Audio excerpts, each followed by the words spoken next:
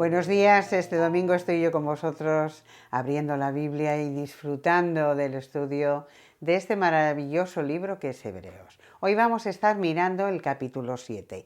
Hemos estado viendo en los capítulos anteriores cómo el autor una y otra vez está dando advertencias contra esa pereza espiritual, contra esa apostasía de algunos que se están alejando, pero ahora en el capítulo 7 vuelve otra vez al argumento que dejó así un poquito en el aire en el capítulo 5 sobre Melquisedec. Ese personaje misterioso que hay en la Biblia. Es uno de los misterios que, bueno, no sabemos mucho de él, pero en este capítulo algunos datos aparecen. Así que vuelve a retomar ese tema del sacerdocio de Cristo según el orden de Melquisedec.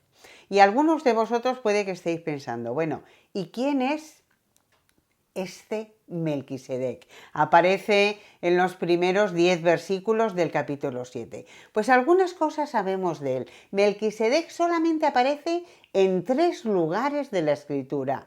En el libro de Génesis, en el capítulo 14, en el Salmo 110 y en Hebreos capítulo 7. Así que vamos a hacer un poquito de remix para ver qué cosas podemos aprender acerca de este hombre. Nos cuenta Génesis que de acuerdo a esa narración aproximadamente estamos hablando en la edad de Bronce Media, para que os hagáis una idea, hace mucho tiempo. Un rey llamado, lo tengo que leer porque es un nombre un poco complicado, Kedorlaomer, ¿vale? El rey Kedorlaomer, que era un rey elamita, decidió venir contra las tribus transjordanas que había y toda la zona del Negev. Trajo a todo un ejército, conquistó muchas de las ciudades-estado que había, como por ejemplo Sodoma, y se llevó cautivos a un montón de gente. Entre ellos se llevó cautivos a Lot. ¿Recordáis quién era Lot? El sobrino de Abraham. Estando Abraham en medio de todos sus quehaceres, le llegan noticias de que esto ha ocurrido, que su sobrino ha sido cautivo y lo han trasladado a otro lugar prisionero. Así que reúne a todos sus siervos, a todos sus criados, va hasta Damasco y en un ataque sorpresa derrota a ese rey y salva a todos los que habían sido llevados cautivos en ese tiempo. Cuando regresa con todos los cautivos, sale el rey de Sodoma y le dice: oye, muchísimas gracias por traer a todos los que se habían llevado. El botín de guerra quédatelo, no hace falta que me lo devuelvas. Pero Abraham le dice: no te lo voy a devolver, no porque tenga que devolvértelo, sino porque hay alguien superior a ti a quien voy a dar los diezmos. Y ese alguien superior es Melquisedec. Qué interesante este hombre. Nos dice el capítulo 7, empezamos en los 2 primeros versículos, porque era Melquisedec, rey de Salem, sacerdote del Dios Altísimo, que salió a recibir a Abraham, que volvía de la derrota de los reyes, y le bendijo, a quien asimismo dio a Abraham los diezmos de todo, cuyo nombre significa primeramente rey de justicia y también rey de Salem, esto es, rey de paz. Y un versículo más: sin padre, sin madre, sin genealogía, que ni tiene principio de días ni fin de vida, sino hecho semejante al Hijo de Dios. Permanece sacerdote para siempre. El autor del libro de Hebreos encuentra mucho significado en lo que se dice de Melquisedec y en lo que no se dice también. Y a raíz de todo esto empieza todo el argumento de este capítulo del libro de Hebreos. La clave de interpretación de este capítulo sí tendremos que ir al Salmo número 110 y el versículo 4, que dice que Melquisedec es sacerdote para siempre y que el orden de Melquisedec es el orden que tiene que seguir el Mesías. Todos los judíos admitían que el Salmo 110 era un salmo mesiánico. ¿Qué quiere decir? Que hablaba proféticamente de cosas que iban a tener que ver con el Mesías, que ellos esperaban, con el Cristo que había de venir, como nosotros sabemos, con Jesús, que cumplió las profecías. Pero ¿qué interpretación le daban ellos a este texto en relación con el Mesías? Claro, ellos decían, si el Mesías había de ser príncipe del pueblo, ¿cómo podía ser sacerdote al mismo tiempo? Una cosa era ser rey o príncipe y otra cosa era ser sacerdote. Y si había de levantarse otro sacerdote, ¿qué pasaba con la familia de Aarón? Desde siempre la familia de Aarón había sido elegida, la tribu de Leví, para ser aquellos que oficiaban, que eran los sacerdotes. Entonces, ¿qué pasa? Se les iba a quitar a ellos todos esos sacerdotes que habían, esa orden de sacerdocio que había sido dada por Dios.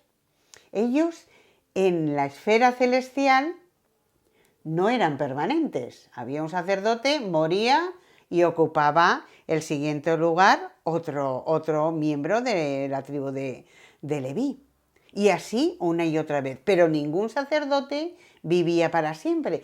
Y esto era un jaleo que no sabían muy bien cómo combinar. ¿Cómo podemos combinar este texto del Salmo 110 con todo lo que ellos nos dicen? ¿Y cómo se iba a combinar esa función de rey, de Mesías, de sacerdote? Es verdad que, bueno, en el mundo pagano esto era algo que se daba. De hecho, en el Imperio Romano, uno de los títulos que tenía el emperador romano era Pontífices Maximus, ¿vale? Era emperador y era el máximo representante de la deidad. Pero aquí tenemos un sacerdote que se va a levantar en el futuro, que va a reinar y que va a salvar permanentemente a aquellos que le adoraban. Aparece en estos momentos de la historia con un nombre, con un título, sin indicación alguna de dónde viene ni a dónde va, sin referencia de cuál era su familia. Muchas veces en la escritura lees acerca de genealogías, hijo de tal, hijo de cual, de la familia de este, de la pero aquí aparece este hombre, ni sabemos quién era su familia, ni su padre, ni su madre, pero revestido de una autoridad tal que Abraham, el padre de las naciones, él reconoce su autoridad y le da los diezmos de la guerra en espera de su bendición. Dice que él era rey de Salem. No sabemos muy bien dónde estaba esa ciudad. Sacerdote, dice, del Dios Altísimo. ¿Cómo conoció a Dios? No tenemos ni idea. Pero antes de que el sacerdocio levítico fuera instituido, aquí hay un hombre que adoraba a Dios y que ejercía esa función de intermediación a través del ministerio de adoración sacerdotal.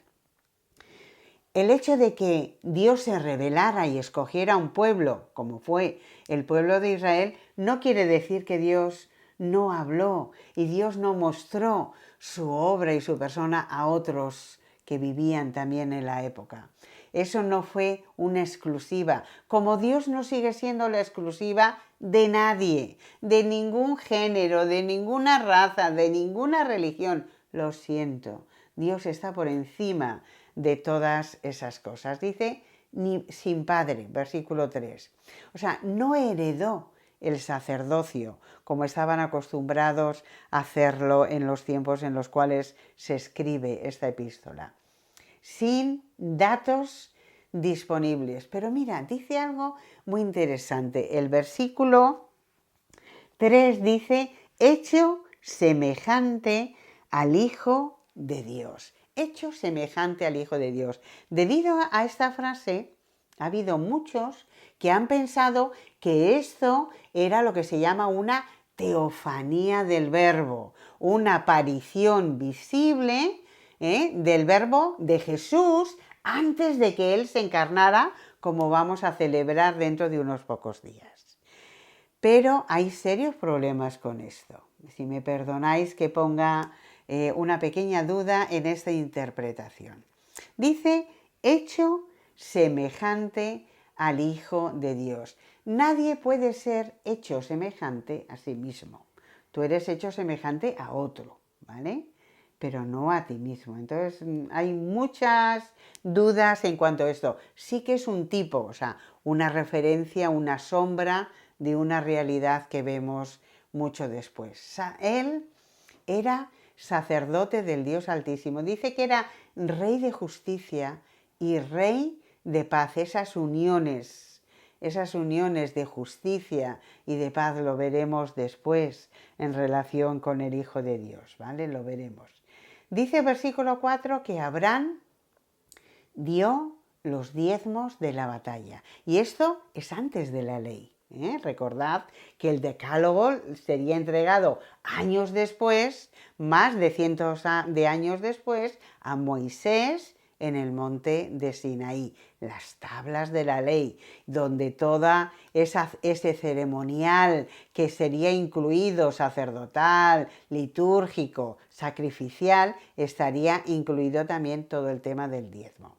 Pero aquí lo que encontramos es una expresión de gratitud. Tiene la palabra la idea de lo que está encima del montón. Aquello que está encima del montón, eso en prueba de gratitud, pues Abraham lo dio reconociendo la autoridad de Melquisedec, reconociendo su superioridad. Abraham dice, versículo 9, que en Abraham pagó Leví. Y claro, algunos cuando leáis este texto podéis pensar, pero bueno, ¿cómo que Leví? Si Leví tardaría todavía muchísimos años en nacer, todavía iba a tardar muchísimos años. ¿Recordáis de quién era hijo Leví? Los 12 hermanos, ¿vale? ¿Cómo es posible que estemos hablando aquí ahora mismo de Leví si él no había nacido? Leví era el tataranieto de Abraham y no había nacido cuando se le dio, pero el pensamiento bíblico es interesante, que considera que un antepasado contiene en sí mismo todos sus descendientes. Por eso en el versículo 10 dice, estaba en los lomos de su padre cuando Melquisedec le salió al encuentro. Estaba, decían, aquí. Mis antepasados me llevaban aquí, en los lomos, cargaban conmigo en los lomos. Eso es una idea muy oriental. Entonces, esa presencia y ese acto reflejaba lo que después íbamos a ver. Los versículos 11 a 22 nos habla de un cambio. Hasta ahora nos ha presentado a Melquisedec para introducir este argumento, pero ahora entra de lleno en lo que él quiere que ellos piensen, el cambio de sacerdocio. Era imprescindible que hubiera un cambio, había una necesidad, que lo vemos en los versículos 11 y 12. Dice, versículo 11, si pues la perfección fuera por el sacerdocio levítico, ¿por qué? ¿Qué necesidad habría aún de que se levantase otro sacerdote? ¿Por qué tiene que ocurrir esto? Versículo 12, cambiando el sacerdocio, también es necesario que cambie la ley. La ley había sido dada al pueblo, pero la ley, lo único que hacía la ley que había sido dada al pueblo era darnos cuenta de que era imposible para nosotros cumplirla, de que no podíamos acercarnos a Dios porque fallábamos una y otra vez. Y era imposible para nosotros cumplir la ley. Y ahí estaban todos los sacerdotes teniendo que mediar una y otra y cada día, porque para nosotros era imposible. Así que cuando leemos este versículo te vas a dar cuenta de esa necesidad de cambio. Ese cambio no fue cuantitativo, sino cualificativo.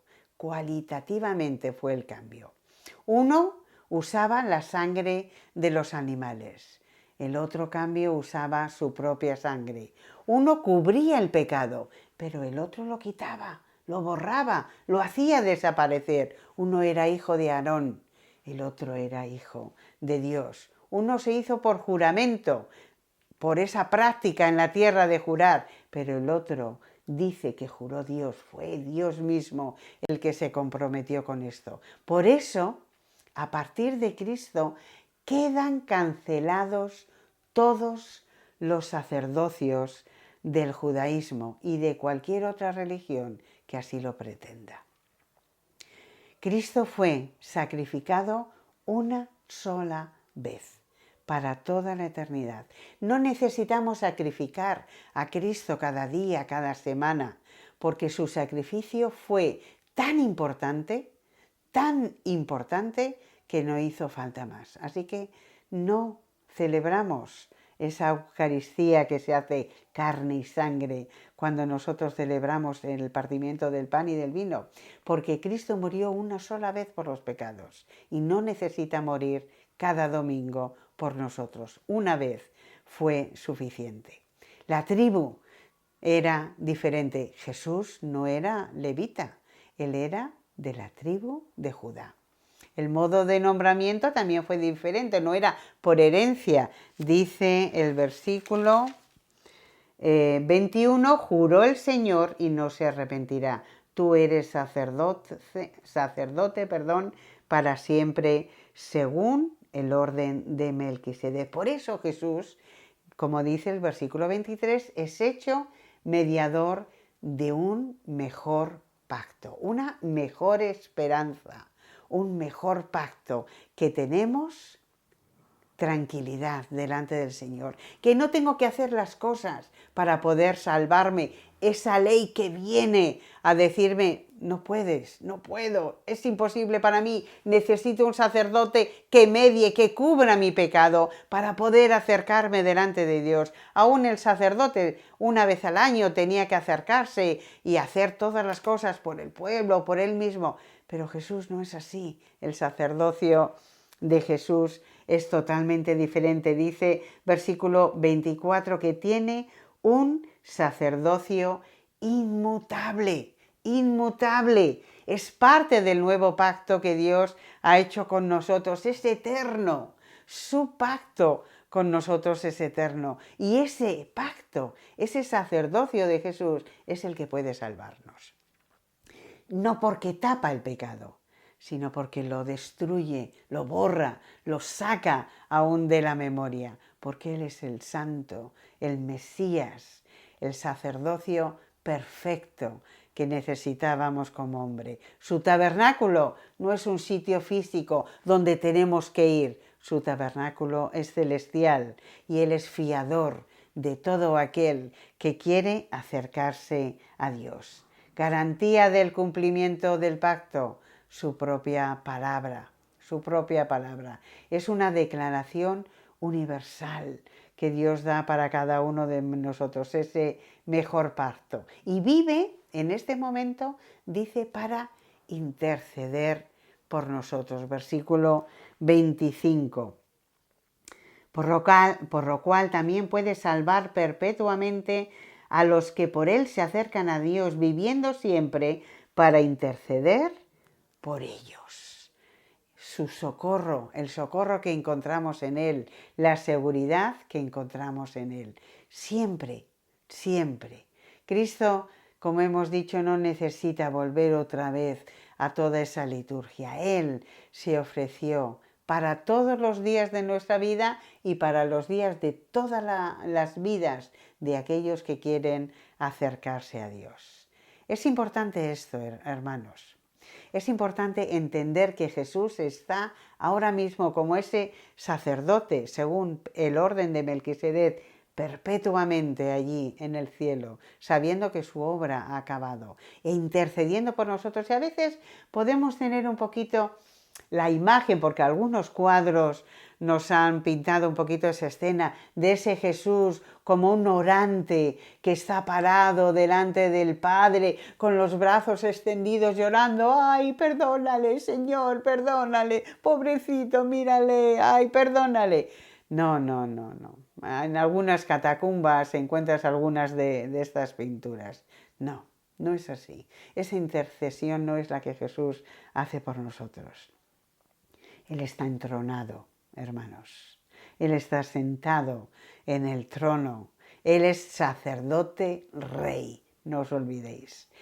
Pidiendo lo que desea el Padre, que siempre oye y que siempre concede las peticiones de su Hijo. Así que la tranquilidad que podemos sentir de saber que no es algo que yo puedo hacer porque para mí es imposible, que Dios cumplió todas las cosas por mí y que ahora mismo está delante del Padre como Rey, como mi sacerdote, que interviene e intercede por mí. Qué tranquilidad, hermanos, qué precioso es esto. Medita en este capítulo, que puedes disfrutar y sacar más ideas con él. Te voy a dar una pregunta para que medites un poquito en ella. ¿Qué puntos de superioridad ves entre el sacerdocio de Melquisedec sobre el de Aarón en este capítulo 7? Y quiero otra cosita. Mira a ver qué fue lo que compartió Melquisedec con Abraham y qué ideas vienen a tu mente. A ver si encuentras lo que él compartió con Abraham. Que Dios os bendiga a todos.